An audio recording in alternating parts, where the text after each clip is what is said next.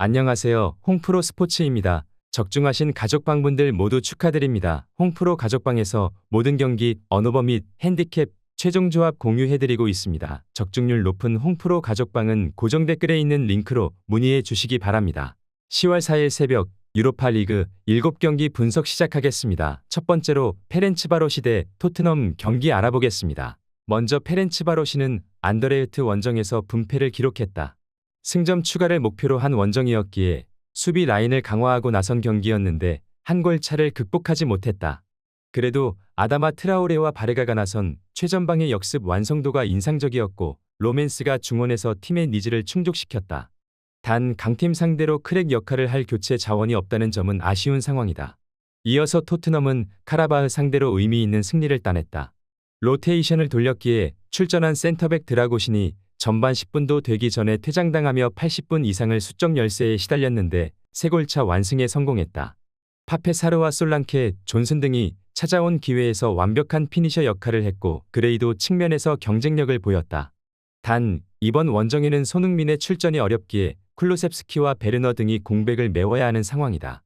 토트넘은 손흥민이 결장한 맨유 원정에서도 3골차 완승을 따내며 최근에 좋은 흐름을 이어갔기에 이 경기에서도 전력의 우위를 살릴 수 있을 것으로 보인다.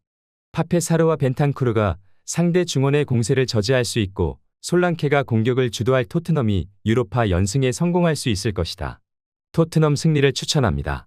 두 번째로 호펜하임 대 디나모 키예프 경기 알아보겠습니다. 먼저 호펜하임은 분데스리가 초반 출발이 좋지 않다.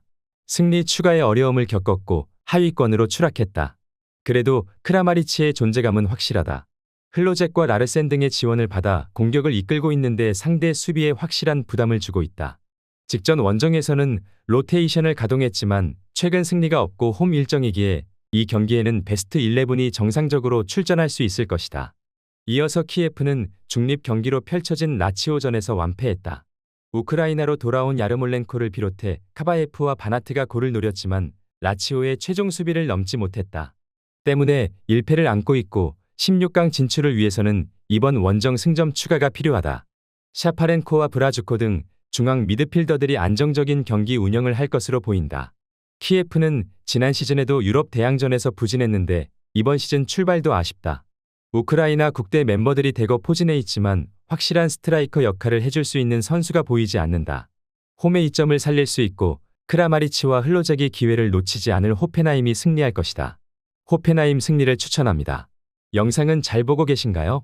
핸디, 언오버 및 최종 조합 공유받아 보실 수 있는 가족방 입장 방법 알려드리겠습니다. 첫 번째로 영상 하단에 댓글을 클릭해 주세요. 두 번째로 댓글에 링크를 클릭해 주세요. 마지막으로 채팅 참여하기 후 메시지 주시고 답장 기다려 주시면 됩니다. 나가기 하시면 가족방 입장 시켜드릴 수 없습니다. 언제든 편하게 문의 주시기 바랍니다. 세 번째로 라치오 대 니스 경기 알아보겠습니다. 먼저 라치오는 첫 경기에서 키이우를 완파했다. 교체로 들어온 노슬린의 퇴장이 있긴 했지만 선발 스트라이커인 디아가 멀티골을 터뜨렸고 베지노의 중원 장악도 확실했다. 지난 주말 리그 경기에서는 무패팀인 토리노를 원정에서 잡는 등 최근 분위기가 좋기에 이 경기를 통해 연승을 이어가려 한다. 페드로와 이삭센이 디아와 함께 팀의 공격을 이끌 것으로 보인다. 이어서 니스는 홈에서 소시에다드 상대로 승리의 기회가 있었지만 기회를 살리지 못했다.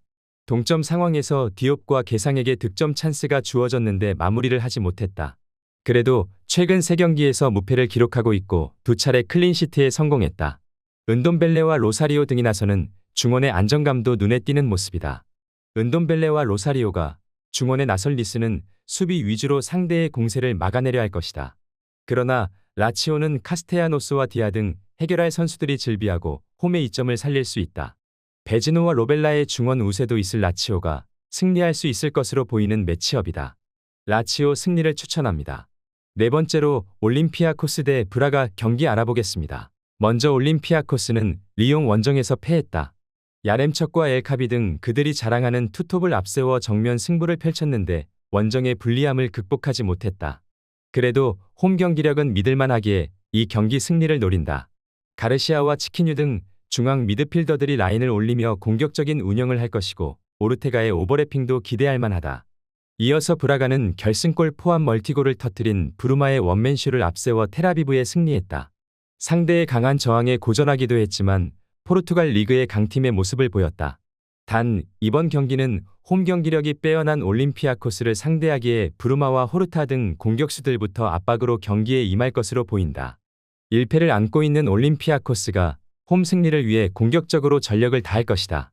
그러나 카르발류가 경기 내내 최종 수비를 보호하며 경기에 임할 것이고 니아카테가 수비 라인을 지휘할 브라가 상대로 승점 3점은 어려워 보인다. 무승부를 추천합니다. 영상은 잘 보고 계신가요? 핸디, 언어버 및 최종 조합 공유받아 보실 수 있는 가족방 입장 방법 알려드리겠습니다. 첫 번째로 영상 하단의 댓글을 클릭해 주세요. 두 번째로 댓글에 링크를 클릭해 주세요. 마지막으로 채팅 참여하기 후 메시지 주시고 답장 기다려 주시면 됩니다. 나가기 하시면 가족방 입장 시켜드릴 수 없습니다. 언제든 편하게 문의 주시기 바랍니다.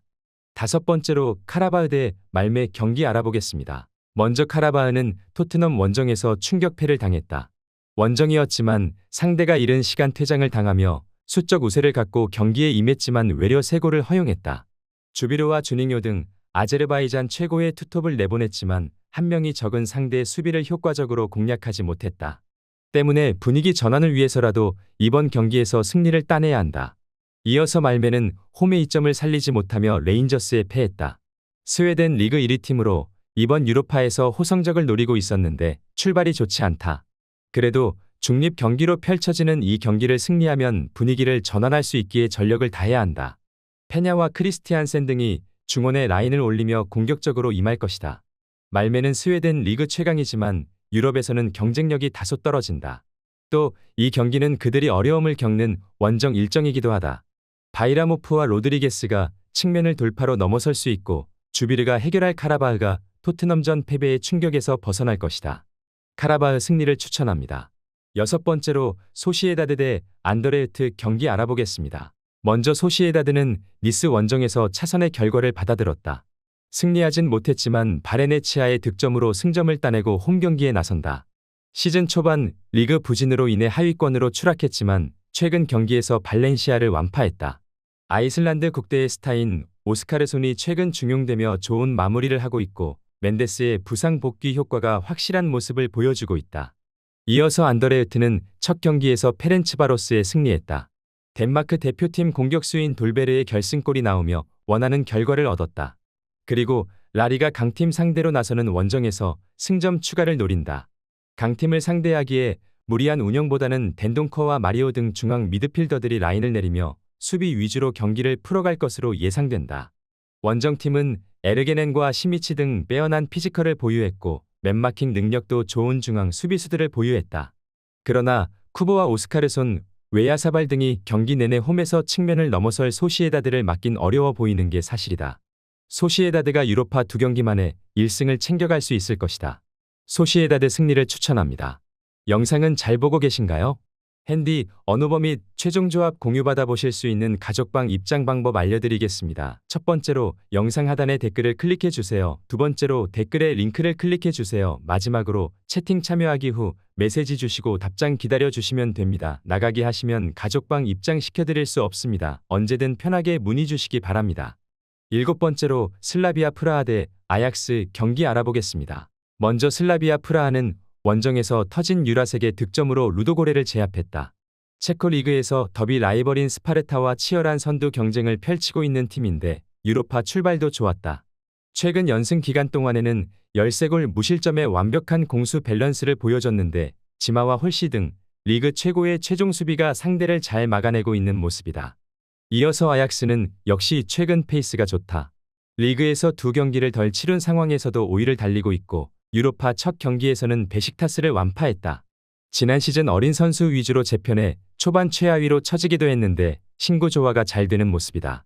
베르바인이 팀을 떠났고 베르기스의 공백도 있지만 피치짐과 트라오레가 공백을 메웠고 고지가 측면에서 상대의 수비를 공략 중인 모습을 보여주고 있다. 프라하는 프로보드와 호리가 홈에서 경기 내내 공격적으로 골을 노릴 수 있다. 그러나 슈탈로와 바스가 상대의 공세에 대응할 것이고 핸더슨의 수비 보호가 있을 원정팀이 쉽게 공간을 주지 않을 것이다. 고즈와 브로비가 역습 상황을 이끌 수 있고 베호스트가 제공권 장악에 나설 아약스가 승리할 것이다. 아약스 승리를 추천합니다.